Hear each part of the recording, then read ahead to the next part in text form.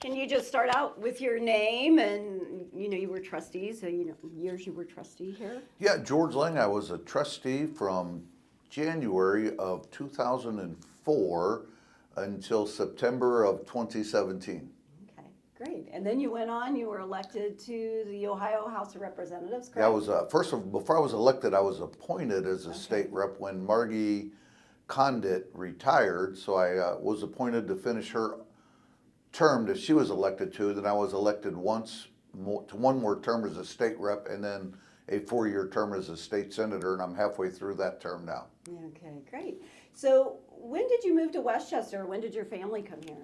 You know, I moved in about 1989, and my family caught up with me in about 1990. I was with Procter and Gamble at the time, and when I say I moved here in '89, technically I was living downtown Cincinnati at the Garfield House, and took my wife 4 or 5 months to sell our old house in Little Rock and buy a new one here in Cincinnati. And literally, Procter and Gamble told her at the time. Now this would have been 1989, 1990. The only communities really to consider are Anderson Township and West Chester Township. Wow. So it's because of Procter and Gamble's advice that we ended up in West Chester. Well, that was fortuitous then. Yeah. Right? Yeah. Very, very lucky. Yeah. So you came here in 1990. Your family did, and you have daughters. Your daughters were young then, right? They were, yeah. My youngest wasn't even born then. Okay. So Yeah. my oldest was maybe 10 years old at the time. So All right. the youngest wasn't born yet. All right. Well, great. So you were with P&G for a while, and then what possessed you to decide to become more involved in West Chester? You know, I knew that I would get more involved in the community. When I was first started with Procter and Gamble, I had a trip that took me out to the West Coast, and I had the opportunity to meet my paternal grandma, who I really didn't know growing up. I was not born George Frank Lang. I was born George Fabian Fajardo, the son of a Cuban immigrant. And when I met my grandma, she just inspired me so much, sharing her story of a young lady leaving Cuba before, as communism was settling in, and risking everything she had, including her life, to come to America for freedom, for liberty, for the opportunity for you to be fully in charge of you. And she told me, she said, son, one day when you have made it in this world, please promise me you're going to give back to your community in some way. And I was probably 23 or 24, and I promised her I would, and I had no idea what eventually that would look like. But this is what it's turned into. Yeah. And did you, so what did West Chester look like? When you and Debbie came here, what did it look like? Oh my gosh, we had an amazing arrangement of restaurants. You had Arthur Treacher's Fish House. No, it was, what was the fish house there on Tylersville? It was Long John Silver. Oh, yeah. Yeah, Long John Silver. So you had an amazing choice of dining options. You had Long John Silver's or you had Gunther's. And that was about it. So to see the transformation, I bet in the entire township, I don't think there was more than 2 or 3 stop signs. I'm sorry, stop lights. Right. And Right. Tylersville Bridge over 75, that was just 2 lanes. Yeah. So we've seen a tremendous amount of transformation in West Chester, and there was virtually no business community in West Chester at all when we moved here. Yeah, you think when we talk about our history, right, you talk about all this time long ago, but when I talk about the 70s, it doesn't feel that long ago to me, in the 80s, but really the West Chester most people know today didn't really happen until the mid to late 90s. Is when That is true. I mean, when we moved here in the early 90s, Union Center Boulevard interchange was not there. It was being worked on, but it wasn't there. There were still a lot of cows, a lot of farmland, active farms too, not just passive farms, but active farms. So it was really, really cool to see the development over the years. Yeah. And then what do you, you had a lot of achievements while you were a trustee here, but what do you think was the biggest thing that occurred here in your time as trustee that made a difference? I think the most amazing thing to happen to West Chester, and I unfairly get credit for this vision. It was people that were there before me. People like John Boehner, like Dick Alderson, like Carlos Todd, like Steve Powell, other trustees, Gary Cates, and some others. You know, they set out to make West Chester the most business-friendly community in the state of Ohio. Now, I think I put that on steroids, and while I was here, I took their vision, and we truly created something special for a business community in West Chester, and to just watch businesses flourish and prosper in our township, and what that has meant to our citizens as a result of it. To me, that's far and away the thing I'm most proud of what I did. When I came here, we had a couple hundred businesses. When I left, we had over 3,000. We now have almost 4,000 businesses in West Chester that employ about 60,000 people. I mean, we are the #2 provider of jobs in all of Southwest Ohio, second only to downtown Cincinnati. We passed Blue Ash probably 7 or 8 years ago, and we're not finished. So I think it's good you bring up, I mean, it's interesting when you go back, because really those very early trustees, the Dick Aldersons, I can't think of all the names, the Stephen Powell, so all those guys had kind of this in their head of what our community could be, the potential for our community. Yeah. And it's so interesting how trustees thereafter kind of saw that vision too and continued to implement it over time. So I think that's really inspiring that people really many decades ago knew what West Chester could be. Yeah, and keep in mind, we are the only major significant community in the state, no income tax, no earnings tax. All of the other townships around Ohio that want to expand their infrastructure are doing it with a JED, which gives a township the ability to implement an income tax, and that's a superpower that a township has. So they're giving their superpower away to build their infrastructure, and businesses have figured out, especially during the Great Recession of 2008 era, that where they locate will have a major impact on their EBITDA or their profitability. So businesses now look, where can I go to maximize my money? You know, we have a tremendous, almost $1 billion pharmaceutical plant in West Chester. Started as Amelon, then it became AstraZeneca, and since then it's gone through one more transition. But it started with a $500 million investment. Then when AstraZeneca bought it out, they did another $300 million investment on top of it. And they picked Ohio because of the aquifers. It's one of the greatest natural resources Ohio has, but they could have gone anywhere up and down that aquifer corridor. And they picked West Chester because of the business climate. They knew the taxes would be lower, and they had so many complicated things that they were doing in their manufacturing process. They knew our regulatory environment would be easier.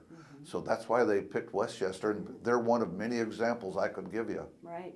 And you raised your family here too. So we talk a lot about business and West Chester's kind of unique qualities as a business center in terms of a township, but you raised your family here. What kind of community has it been to embrace your family, to bring up your daughters here? I mean, speak to the residents of the community about what you found here so valuable for you. You know, one of the things that I'm so proud of raising my daughters in this community, and now they're grown, they moved out, they're both in Ohio still, but my one daughter is extremely active in the business community, not just for her company, but for the state of Ohio. She's bringing a lot of revenue into Ohio in what she's doing, and yet she still finds a way, I'm going to say 8-10 times a year, to get back to West Chester, to get back to her roots.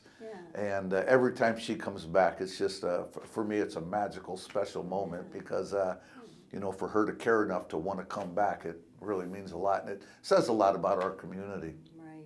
So can you think of one moment, one decision, one thing that especially sticks in your heart as being your moment or something special that you accomplished as a trustee here?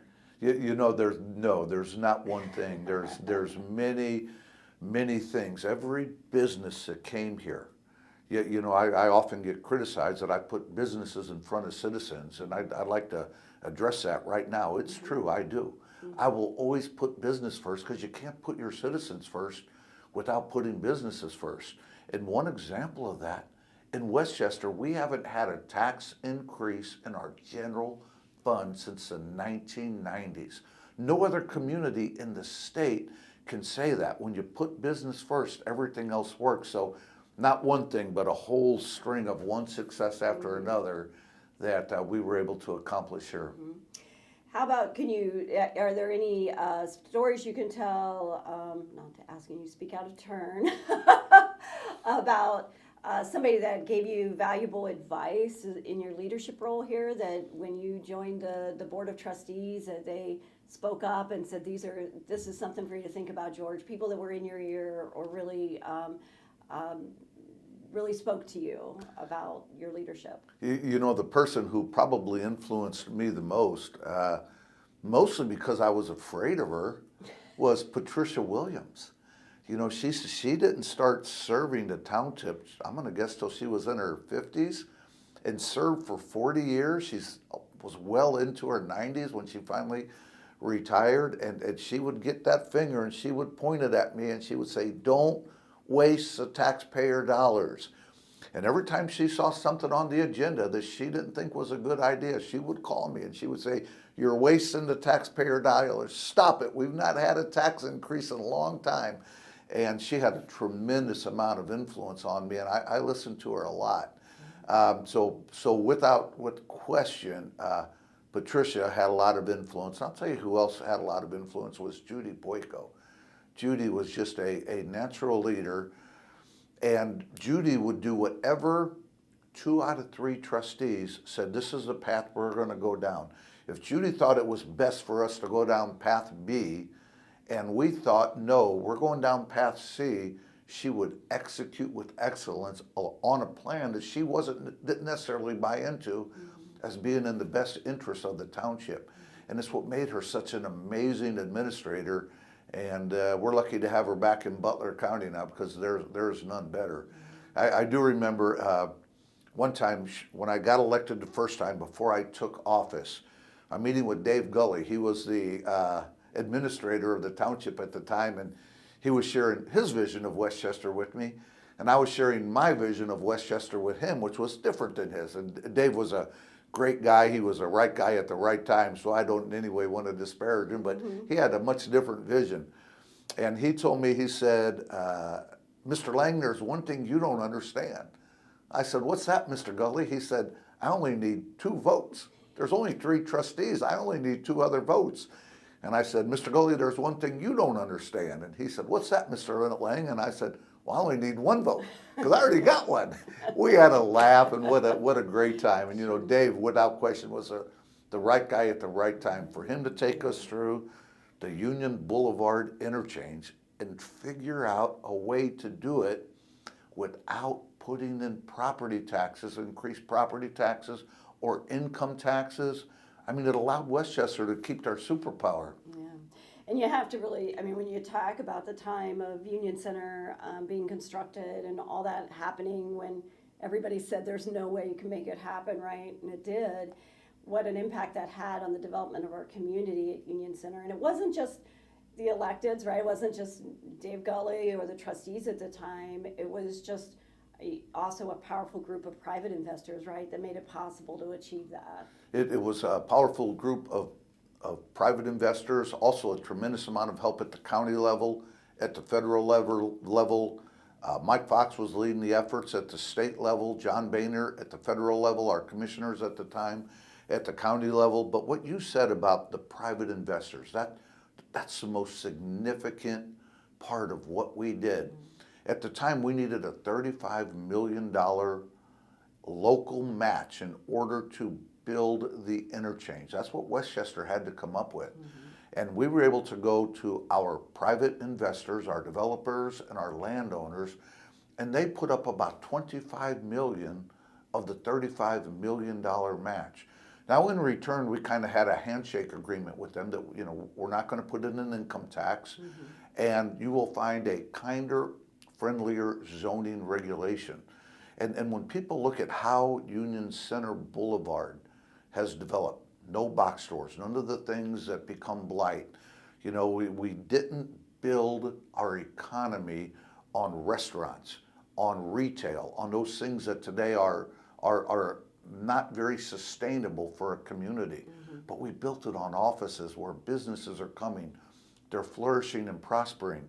Had it not been for those local developers and those business people buying into the vision and saying, yes, we will invest 25 million or so of the 35 million, it would not have happened. Yeah. We try to educate the community all the time. We talk about TIF, right? Our community TIF has been a valuable resource for West Chester's development. It's used by others, but I think in a very practical way here in West Chester for sure. How did that change what we're able to achieve here in West Chester? That whole ability to be able to have some local accountability for those resources. Yeah, so the reason it changed is elected officials today, they don't even want to go to their private partners and make the ask. When Liberty Interchange was being developed, I sat down with the trustees at the time, and I won't mention which one, but I said, go to your developers, go to your landowners, go to your investors, have them put some skin in the game. Don't do the JED, don't do all the increased property taxes. I mean, they put every taxing scheme imaginable to build it. And one of the trustees at the time literally said, Georgie, we couldn't even ask. I said, bull. I said, you can ask. Let them tell you no, and then let this be plan B. But, I don't mean to put them down, because elected officials today are hesitant to even go make that ask of their private investors. People are going to profit off of the land.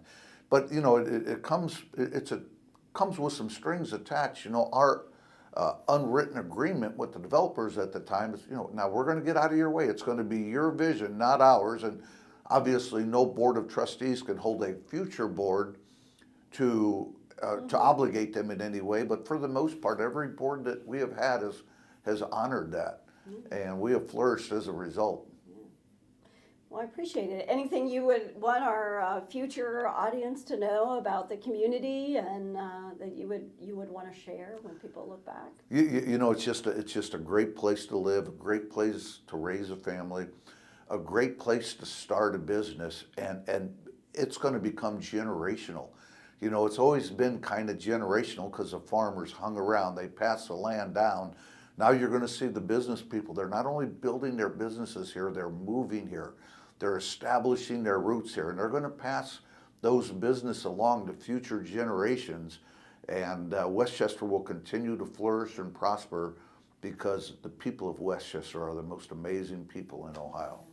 So interesting, I think, when you look back and people settled here, they built their farms here, but then based on transportation routes, businesses established, entrepreneurs came, and they staked their claim along railroad lines and canal paths, and it became the smaller villages of West Chester and these small business communities, and how our destiny continues to travel on these transportation routes, and how Union Center changed who we were. And I think it's really interesting that from the very beginning, it's been a real entrepreneurial spirit that's driven our development here. It has. When you look at the breweries and the ice guys, it started here in West Chester because of the transportation routes and the easy way they had to get cold beer down to Cincinnati. It was amazing.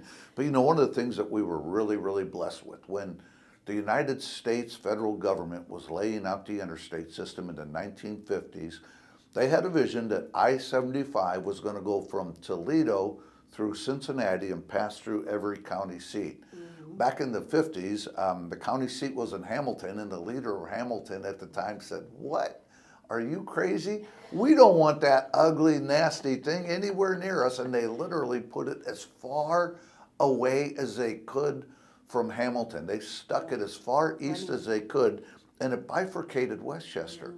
And that was the tool that led to the economic development that we are experiencing today. I love to talk about how prosperous West Chester is, but I promise you, had I-75 been built going down through Appalachia instead of through West Chester, Appalachia would be flourishing and we would be struggling today. So thank you to those leaders of Hamilton who had the vision not to put that ugly, nasty monstrosity right through the middle of Hamilton, and they send it out here to curse us citizens in West Chester. You're exactly right.